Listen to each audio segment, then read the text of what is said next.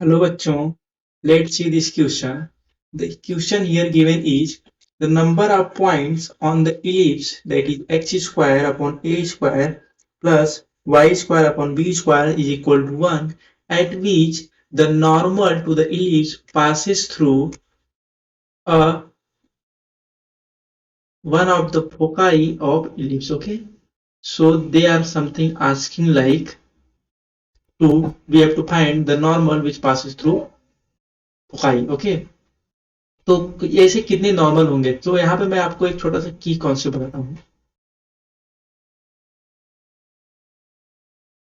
तो यहाँ पे हम की कॉन्सेप्ट डिस्कस करने वाले वो ये है कि नॉर्मल और टेंजेंट, ठीक है, कितने ऐसे हैं नॉर्मल और टेंजेंट जो कि इस इलिप्स के फोकस से पास कर सकते हैं, ठीक है, फोकाई से। तो देखिए यहाँ पे एक मैं आपको इलिप्स ड्रॉ करता हूँ, एक रफ इलिप्स मैंने ड्रॉ किया और मैं आपको यहाँ पे बताता हूँ, ठीक है।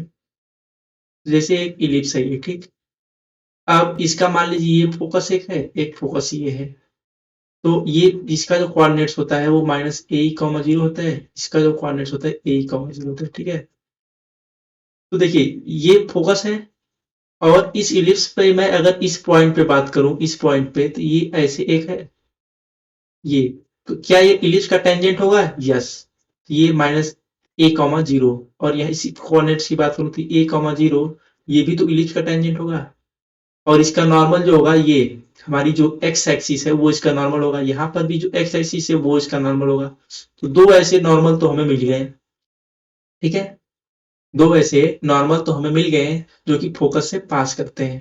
ऐसे पॉइंट हमें दो मिल गए, यहाँ पे हम टेंजेंट ड्रॉ कर रहे हैं, इसके नॉर्मल जो आ रहा है वहां पे वो फोकस से पास कर रहे हैं। अब मैं इलिप्स पे कोई पॉइंट लेके देखता हूँ, इलिप्स के ऊपर, ठीक है, ये तो दो हमारे एक्स एक्सिस के ऊपर आ गए। तो अब मैं इलिप्स के ऊपर बात करता हूँ।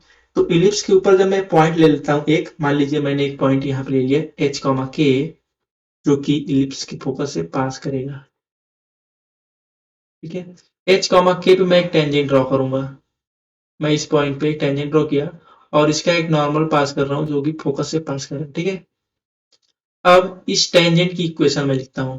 तो मैं आपको बता दूं, जो टेंजेंट की इक्वेशन होती है, ओके, तो यहाँ पे टेंजेंट हमें लिखने की जरूरत नहीं है, क्यों? क्योंकि टेंजेंट तो पूछा नहीं, ओके, नॉर्मल हमसे पूछ रहा है, तो ये नॉर्मल की इक्वेशन में लिखता हूँ, ठीक है। एच कॉमा के से जो नॉर्मल पास कर रही है, तो देखिए इक्वेशन ऑफ नॉर्मल जो होती है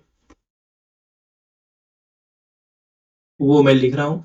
और मैं ऐसा क्यों कर रहा हूँ? क्योंकि वो जो नॉर्मल है वो ए कॉमा जीरो से पास कर रही है, ठीक है, तो उसको मैं पास कर दूंगा उससे, तो वहां से हमें कुछ कंडीशन मिल जाएगी। तो नॉर्मल की इक्वेशन होती है A X upon cos theta minus B Y upon sine theta is equal to A square minus B square होती है। अब इसको हमें फोकस से पास करना है, तो मान लीजिए मैं ए कॉमा जीरो से इसको पास कराता हूँ। जैसे ही मैं इसको ए कॉमा जीरो से पास कराऊंगा, तो आप देखेंगे यहाँ पे ए, और यहाँ ए ही हो जाएगा, और ये क्या हो जाएगा? कॉस थीटा, और ये क्या हो जाएगा? A square minus B square.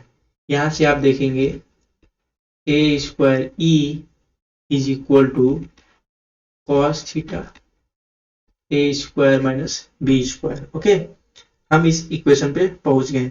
अब इसके आगे हम क्या कर सकते हैं? इसके आगे देखिए हम कैसे इसको सॉल्व कर सकते हैं। यहाँ पे हमें ए स्क्वायर ई दिया हुआ, ठीक है, तो मैं इसको इस तरीके से करता हूँ कि ई की वैल्यू निकाल लेता हूँ, ठीक है।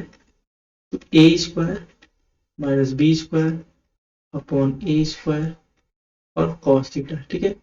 हम जानते हैं कि इलिप्स का जो इसेंट्रिसिटी होती है वो होती है under root of 1 minus B square upon A square. यहाँ पे आप इसको सब्स्टिट्यूट करिए। सब्स्टिट्यूट करने के बाद क्या करेंगे? स्क्वायरिंग करेंगे बोथ साइड। तो मैंने स्क्वायरिंग इधर से ही कर देता हूँ, ठीक है। पहले मैं स्क्वायरिंग करता हूँ, इसको स्क्वायरिंग कर दिया, इसको स्क्वायरिंग कर दिया, इसको स्क्वायरिंग कर दिया, ठीक है। अब ई स्क्वायर की वैल्यू रखिए, 1 minus B square upon A square is equal to, ये क्या आ जाएगा? 1 minus B square upon A square का whole square cos square theta. आप देखेंगे ये और ये टर्म कैंसिल हो जाएगी, तो यहाँ से क्या आपको मिलेगा? यहाँ से आपको मिलेगा अगर मैं cos स्क्वायर थीटा को इधर लाता हूँ तो यहाँ से हमें मिलेगा sec square theta is equal to 1 minus B square upon A square. ठीक है, अब यहाँ पे देखिए हमें एक कॉन्सेप्ट पता है, ई की वैल्यू जो होती है वो 0 से 1 होती है, और जो सेक की वैल्यू होती है, ठीक है, मॉड ऑफ सेक एक्स, सेक की जो वैल्यू होती है वो होती है greater equal to 1।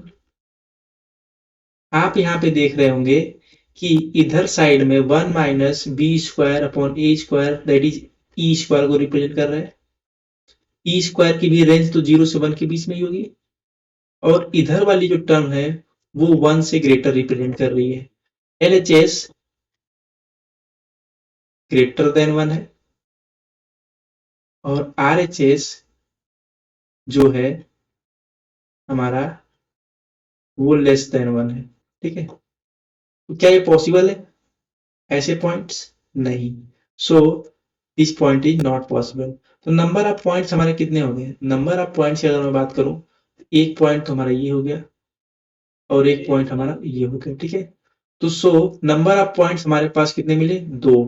So our final answer is 2। So I hope you understood it well. Best of luck.